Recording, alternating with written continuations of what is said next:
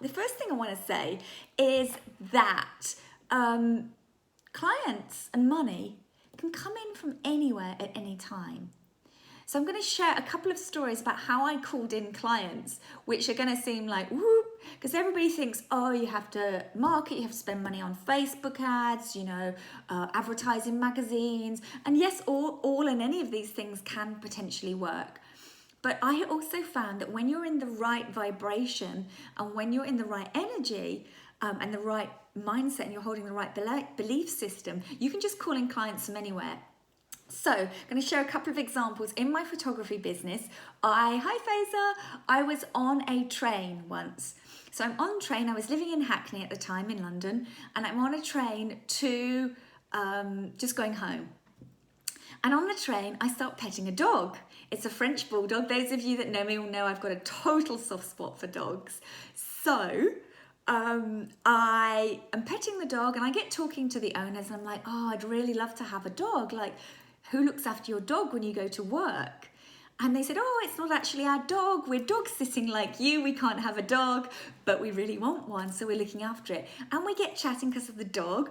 And then they end up sort of asking what I do. And I said, oh, I'm a wedding photographer. And then they said, oh, we're getting married. And they said, oh, we're getting married in the south of France, but we've already got a photographer. And anyway, we just have a nice chat. And I asked them so the dog belongs to someone else, okay? And the dog has a day nursery it goes to. So I'm like, oh, give me the details of that day nursery because maybe then I could actually have a dog in London. This could work. They could look after the dog whilst I'm at my weddings. So we swapped details and they promised to email me the dog nursery.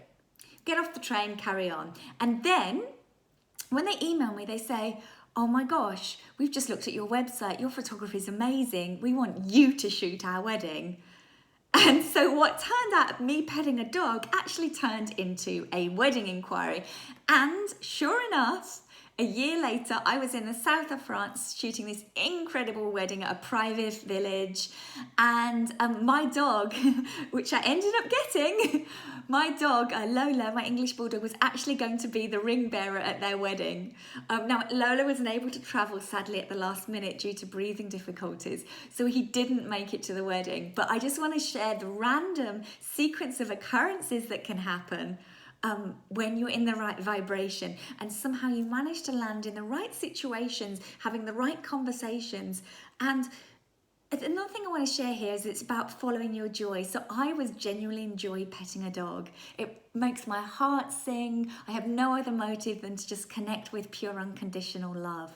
And so I was just in that moment. They were with the dog because they loved it. I was with the dog because I loved it. And we were just connecting in that vibration. And I had no intention, wasn't even thinking about work. So I want to allow that to open up the possibility that clients can come in from anywhere at any time. So the second example I want to share with you is that I was dancing in Pasha's nightclub here in Ibiza. So for those of you that know anything about Ibiza, you'll know that Pasha is like the big nightclub brand out here. It's an institution. It's been around since the early 70s. And once a year, actually didn't do it last year, but once a year I like to go and have a good dance. I love dancing. So I was dancing in Pasha and I was having a fun time and I was with a friend of a friend and we just met some people and just dancing. Anyway, about 3 months later, some of the people I met were actually on Ibiza and they said, hey, would you like to go for dinner with us? And I said, sure, sounds great. So I went for a dinner with a couple, a husband and wife, and we had a really nice dinner. We talked about what I did, we talked about what they did. And after the dinner, they said, actually, we've got a confession. We had an ulterior motive. We wanted to check you out as a coach. Because actually the wife was interested in working with me. She went on to sign as a private client to work with me for over 6 months. And she has now been winning awards in the US for the startup that she created. I helped her leave her job and work on her tech startup and submit to accelerator funds. And she's gone on to she just won a huge award, one of the top 3 new female-run businesses in the US. So super exciting. You know who you are and know that you're shy. So if you're on here, raise your hand and identify yourself. So I just want you to see that literally clients can come in from anywhere at any time. When you've cleared your beliefs and your blocks to receiving more clients and more money, when you are in alignment with what brings you joy, when you're just out living your life, but you're in that vibration of being ready, willing, and available for money and clients, they literally can come in from anywhere. Natalia, who's in my Thrive group, was just sharing on here that she met a couple of ladies in the airport this week and handed out her business card to them. So as much as we need the traditional setups of marketing, also be open to synchronicities, to random occurrences, because it's your energy that magnetizes people in. So now we can dive into the topic. So welcome to everybody that has joined recently. I'm really happy to have you here. So 6 ways you could be hiding from money. Well, the first thing that I want to share with you is that one of the main reasons that you are hiding is basically, for some way or another, it's for self-protection. So it's like the cave woman or man in you is basically perceives danger and hides in the cave. And that's, hi Valerie, that is essentially what's happening. You're hiding in the cave because your subconscious mind perceives the visibility to be a threat. And so it keeps you in hiding in order to be safe. Now, when you can find another way to be safe, you'll no longer need to be invisible. And as you gradually learn not to hide from money, and as you learn to be safe in being visible, you'll find that the flow of money and clients will increase towards you.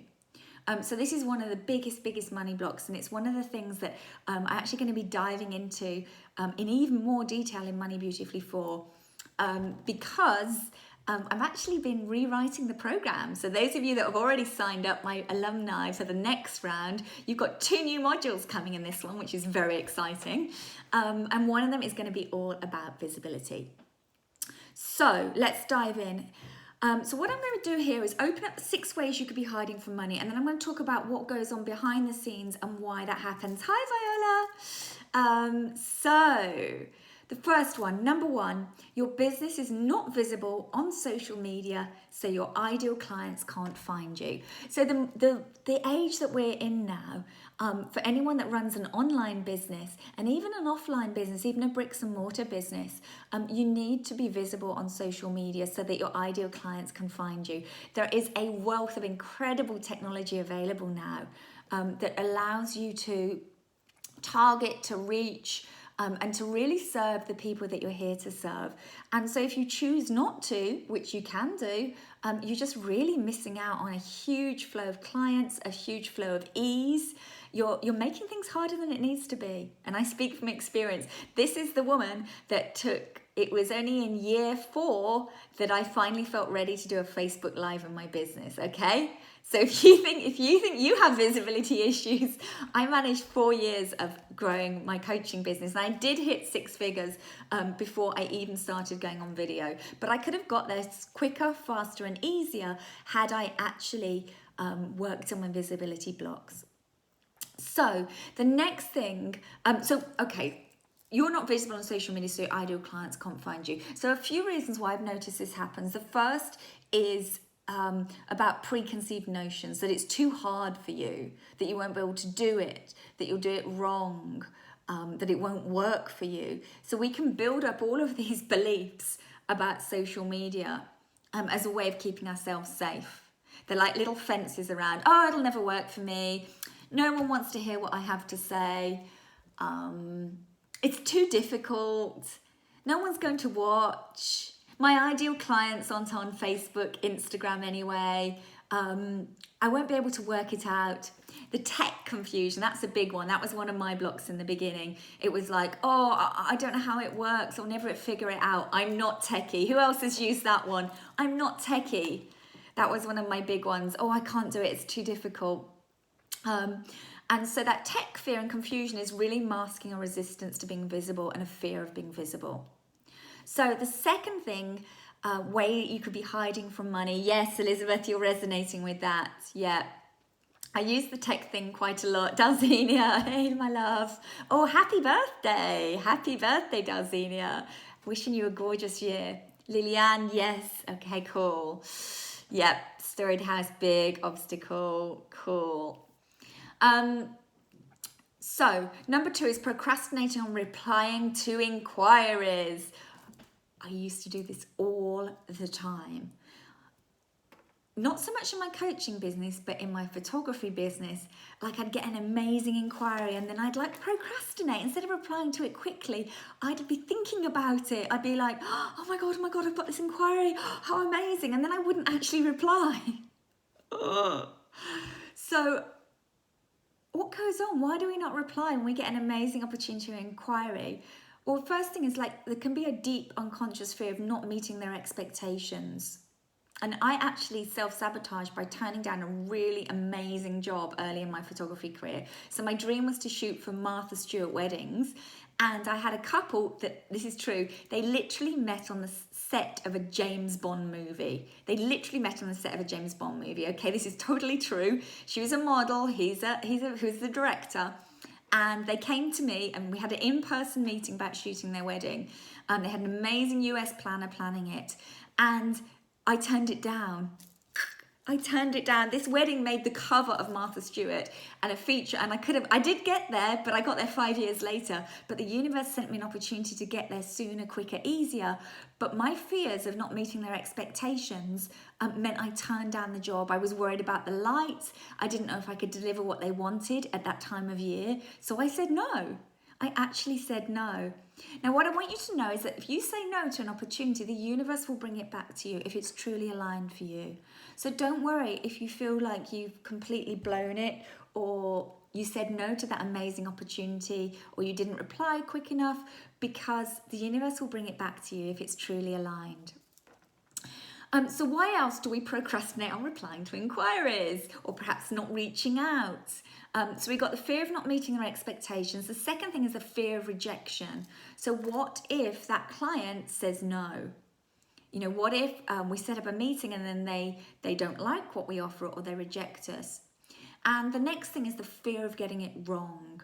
It's like, oh my gosh, this is something new. It's a higher level. What if I get it wrong? The fear of being humiliated or embarrassed. So really at the core of this is this deep toxic shame that can cause us to then turn down opportunities by procrastinating or replying late. So third way you could be hiding from money is more procrastination. And this is procrastinating on invoicing clients or charging them after you have done the work. Now, I just want to prefix this. It depends on the industry. So different industries have different protocols. So when I used to shoot for corporates, they would always, I would always get paid after. So I'd always invoice and you have a 30-day payment term. So I want you to, hi girl, I want you to use your own judgment on this one. But many people charge after, particularly in their early career, rather than charging at the time of booking. So maybe you book somebody in, you're a healer and you book someone in, but you don't actually charge them till after the appointment.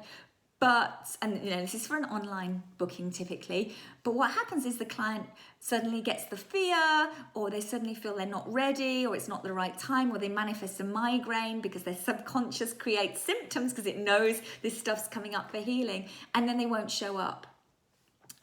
So I always recommend, wherever possible, taking payment at the time of booking, or if you're in a creative industry, doing a staged payment. So you take a deposit and then perhaps the rest later. So why do we procrastinate in invoicing clients? Do you know, in my program Money Beautifully, I'm amazed how many people actually tell me, oh yeah, I've got a whole bunch of invoices I need to chase on. Oh yeah, actually that person owes me money and I haven't chased. So if that's you, yeah, Dalzina, you're resonating with that. And yeah, billing. Right, so not asking for the money, not chasing up on invoices, letting invoices run on. So why does this happen? Well, ultimately, deep down, there's a part of you that's not feeling worthy of the money. So subconsciously you're rejecting it, and you might reject it by not invoicing, by invoicing late, not chasing up payment, not really wanting to charge the clients. Or you could be avoiding money and dealing with it. So this is like a symptom.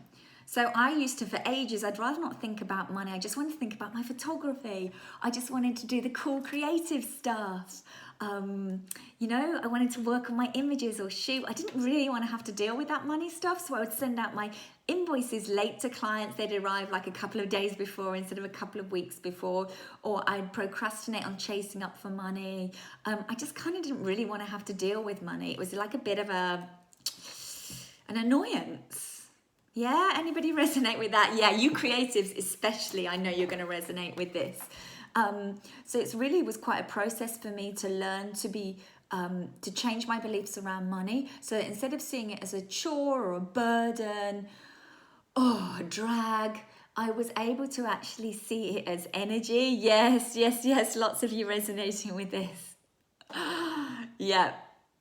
So when there's a part of you that kind of resents money or is not in a positive relationship with money, you'll find that you avoid dealing with it. And this is one of the ways you can. And it's one of the ways you hide from money. Really, really easy to fix as well. So number 4, where you could be hiding from money, and that is a step back. That's avoiding charging for your services. Avoiding charging, okay? So what does that mean? Well, it means like bartering, and especially happens when you're at the beginning of your business. But it can happen much further down the line as well. I see people who've been in business 5-10 years doing this. So bartering, doing a lot of bartering, doing trades. So swapping, rather than charging someone, actually just saying, what can you give me? Why don't we swap? Or giving for free. So that you're like, I can just help you. I'll just do you a free session. And maybe you're just mainly working with your friends and family because you'd rather not have to charge. And so you feel okay about not charging them, and you use it as an excuse. I couldn't charge them. They're my friends. They're my family. I can't charge. But what you're really doing is hiding from money. So why do you do this? Well, the first thing is that you're not really valuing your time, your skill, or your expertise. So you're undervaluing yourself. So that really that's a self-worth journey. And perhaps if as a child you experienced not being valued, you experienced people not respecting you or valuing you, then that's going to be a pattern that can be still sitting there deep underneath, and then comes out when you don't want to charge for your services or value your artwork. Harriade says, yep, been there, done that. Yeah, we all have. So let's drop the shame and guilt and move into more awareness. And to be clear, I think there's a certain point actually when you're starting out that it is genuinely of value to trade. I've done it in both my businesses, in both coaching and photography at the start. It gave me the practice and it helped others. But there's a limit on it. As one of my teachers said, do 7 free sessions. So when I was learning theta healing, to add that to my coaching practice, she said, do 7 free sessions and then you must start charging. That is your maximum. And I think that's great advice. So once you've hit your 7, then it's time to start charging. I took on a free client at the beginning of my coaching journey to get the experience in exchange for helping them. Then I took on low cost. So if you've been working on free, then go to low cost, like charge a minimum of like 50 an hour to start. Give yourself a small number you're allowed. And then once you've done that, you need to go to full rate. Again, if you're doing press or media collaborations, sometimes it can be of value to do some form of trade. So there's exceptions here, but you really need to make sure there's an equal energetic exchange. That's really, really, really important. And you're not just avoiding money. You've got to be ruthlessly truthful with yourself. Am I avoiding charging because I feel awkward or I don't feel I'm worth it? Or am I genuinely feeling like there's an equal energetic exchange? Okay. One of the big reasons people avoid charging for their services, I need more experience before I can charge. Who's ever said that? I just need more experience and then I'll be ready. This is just a Excuse. Quite simply, it's an excuse, because whatever level of experience you're at, there's always people you can serve and help, okay? Even if you've just finished your training, you have gifts, you have life experience, you have things that you can offer that are of value to people.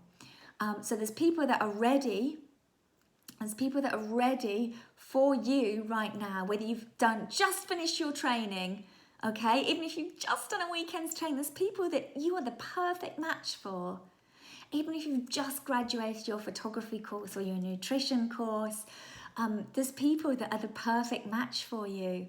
Yep, that need you where you are right now. You're the exact match. And so there's a process that you go through of being willing to accept what the creator, the universe sends you, and being willing to say, you know what, yeah, I'm going to be ready. I might have just finished studying interior design, but I'm going to be willing to take my first client, and I'm going to trust that I'm enough. So we've got avoiding charging for your services comes from not feeling good enough, not feeling ready, and not valuing your time or expertise. So the fifth way you could be hiding from money is making it hard for your potential clients to contact you. Done this one. So no clear call to action. So social media, and you don't tell people what the next step is. There's no clear way of contacting them.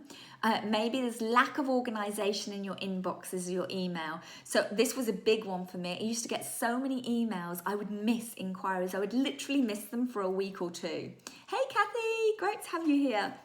So I would miss inquiries for a week or two, and then it would be like too late, and I'd be really embarrassed to then reply to them. And sometimes I would, and sometimes I wouldn't. Yes, bridal concierge, thank you for your honesty. Viola, holistic healing, you too, right? And then, and I've done this for years, like hands up, I'm not good at this one, but I'm getting better. Progress, progress, progress, not perfection. But when you go on Instagram once a week and then you don't check your inbox, then by the time you do, that person that's written to you, it's like off their radar. You forget to check your Facebook. You don't have any kind of routine. So messages come in or people comment, and it's like so long before you get back to them. This is basically a way that you're hiding from money, because there's people reaching out, but you are like caught in disorganization, chaos, not really on top of things. So I really recommend, a little tip for you here, guys. I really recommend having a dedicated email that's just for your work. So mine's support@polly@alexandre.com. So anything that comes into that inbox is absolute priority. I don't sign up to newsletters with it. I don't use it for personal. I don't use it for anything else. That is just for my work things. We have the contact form linked to that. We have social media linked to that. It's the contact email for all my clients. And so that way I can manage what comes in. Inquiries don't get lost. That's been a big game changer for me. And as my business has grown, I now have 2 people managing my inbox as well. So we're moving everything over to that inbox so nothing gets missed. So we've got 3 of us replying to your emails, guys, which is working really, really well. And I have another older email I keep for newsletters I want to sign up to, talking to friends.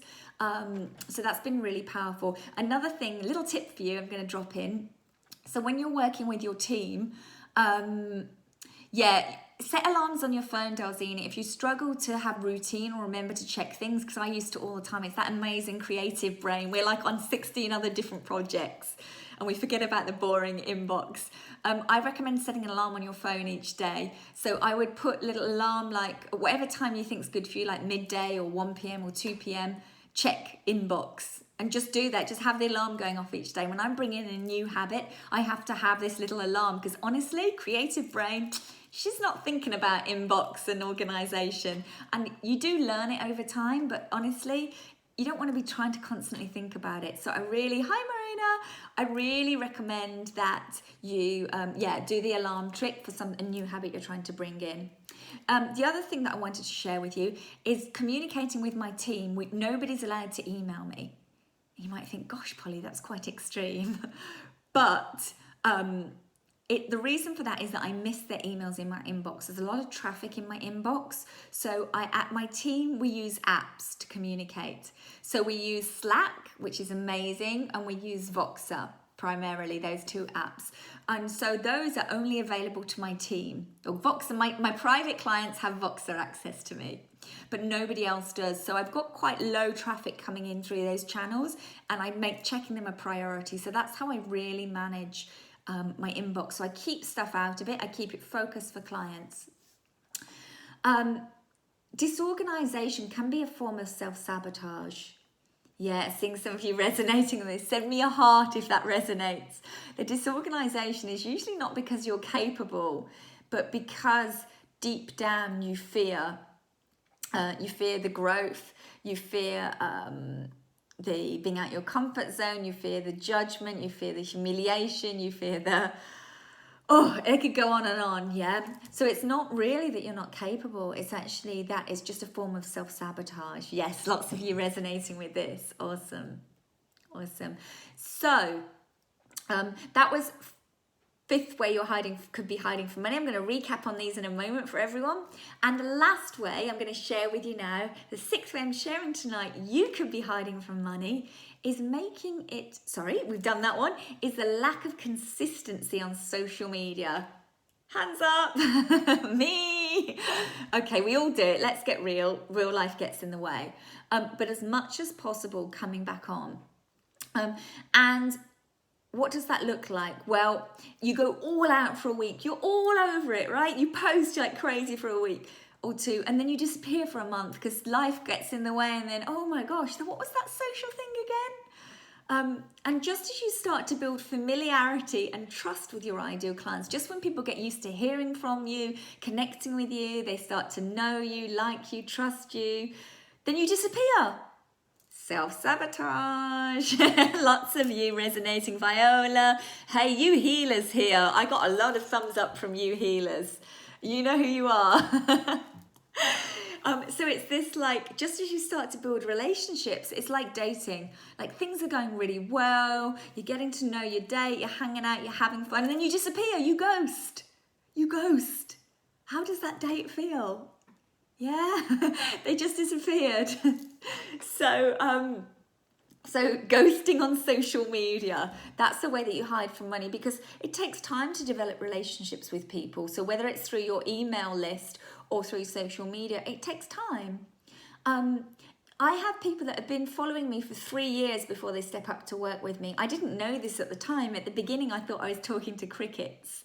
But what I found out later on is people said, I'd always knew I'd work with you. I loved reading your newsletters, or I loved what you were sharing. I loved your Facebook lives. I knew that one day I'd work with you. And it takes time to build that trust, and it's different amounts of time for different people. But when you're continually sharing, like I've got to know lots of you on here, many of you we've worked together in Money Beautifully or privately. Others of you, we meet up on social media, you're on my email newsletter list. So as this relationship builds up over time through consistently dating, then you will build familiarity and trust with your ideal clients. Like there's actually, to share with you, there's an artist that I've been following on social media. I follow her on Instagram and Facebook. And so Valerie's just said, I was following you for 3 years before I joined Money Beautifully. There you go. Perfect example. It does take people time to get to know you, and what you may be offering at that time may not be the right fit for them, but perhaps they will step in further down the line when you launch a new program, a new offering, when something in their life changes, that they then have the need for your service or your product. Where was I going there? So yeah, to open the doors to receiving money consistently, just being more consistent on social media. This doesn't have to mean every day, but climbing back on the wagon sooner. I used to disappear for months, now I disappear for a week. So improvement. Okay, so let's recap. I would love to hear your biggest takeaways of all the nuggets I shared today and everything I shared. What hit home for you? I would love to hear. I'm going to recap 6 ways you could be hiding from money. Number 1, your business is not visible on social media, so your ideal clients can't find you. Number 2, procrastinating on replying to inquiries.